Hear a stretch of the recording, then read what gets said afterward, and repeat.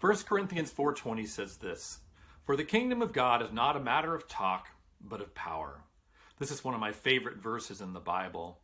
The Apostle Paul wrote these words in response to some people at the church at Corinth who'd gotten kind of full of themselves. They were doing some big talking about what they wanted and about what they thought, and they'd ended up being kind of in opposition to Paul, who had founded the church but was away at that time ministering in another place. But the truth is that these people weren't really living their faith in the way that they should. And because of that, the church at Corinth had run into all kinds of problems. They'd gotten wrapped up in rivalries and divisions, and they just really weren't treating each other very well since Paul had left. And as a result of this, in many ways, the power had gone out of their faith to some degree, and the power had gone out of their church to some degree. So at any rate, Paul wrote them and said that he was coming back and that they would straighten things out, saying, "For the kingdom of God is not a matter of talk, but of power." And I think what Paul was basically saying with that is talk is cheap, but the things of God, well, they're actually powerful. And when you are living into those things, when you are living your faith on a daily basis, well, you're living into that power. It empowers your faith, it empowers your ministry, and good things happen. And I think Paul had a confidence in writing to them that his faith and his ministry were powerful because he really sincerely did seek to live the faith that he preached and taught.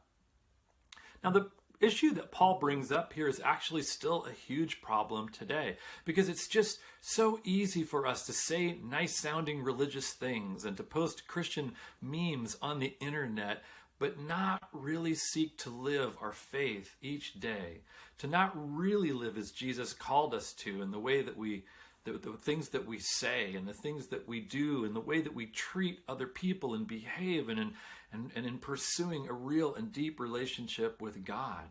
In fact, it's easy to fall into coming to church even and singing the songs and saying the prayers and actually saying all the right things, but then the rest of the week going home and ignoring God and just doing things our way.